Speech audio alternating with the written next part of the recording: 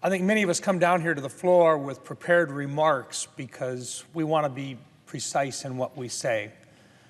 But after listening to my friend from Nebraska and her remarks, I have to admit that some of the memories that she has of Jim Inhofe are very similar to the memories that I have of Jim.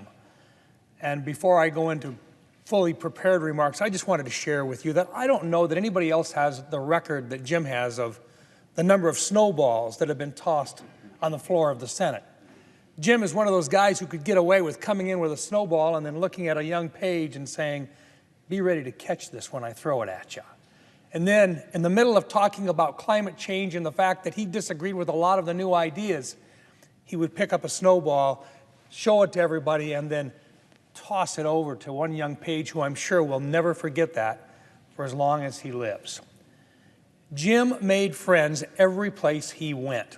Now, he had his own ideas about what things should look like and about how things should proceed.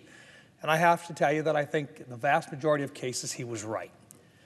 But he also wanted to have a discussion with other people. He liked to have debate. They were friends as far as he was concerned. And you could have disagreements among one another, and you could still be friends. Jim was one of those guys who truly believed that if you were his friend and you agreed with him 80% of the time, you were never going to be an enemy. You were always going to be a friend. I've traveled the world with Jim on more than one occasion. And no matter where he went in what he called the spirit of Jesus. He believed that that Christian value that he had was the conduit between people from all different faiths. And that in his opinion, and as long as he was prepared to share his faith, he was going to be welcome. And he was. I don't think people realize that this guy from the middle part of the United States of America was a guy who later on could say that he was a man who shared a prayer with Muammar Gaddafi in Gaddafi's tent. But he did that because he thought it was the right thing to do. Jim was my friend. He was a mentor. And the way that he treated other people is the way that I think all the rest of us should treat people. Jim's wife, Kay, became a very special friend to both myself and my late wife, Jean. She treated both of us with that respect and that acceptance that you don't always get. And yet you see it as being very, very sincere. We became part of their family, and we'll never forget that. You see, Jim Inhofe was a true ambassador for his state, his country, and most importantly, Jesus.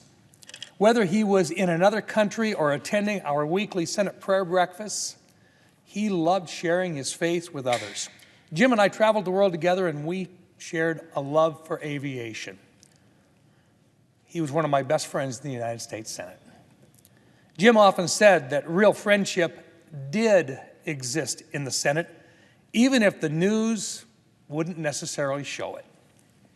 To Jim, it didn't matter if someone was a Republican, a Democrat, or an independent.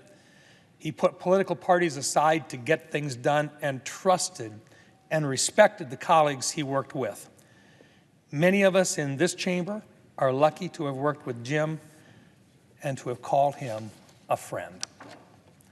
I especially appreciated his leadership and partnership while working together on the Senate Armed Services Committee. Jim worked tirelessly each year to make sure that the Senate passed legislation providing for our national security and for our service members through the National Defense Authorization Act. It was fitting and well-deserved as a tribute to have the James M. Inhofe National Defense Authorization Act for the fiscal year 2023 signed into law.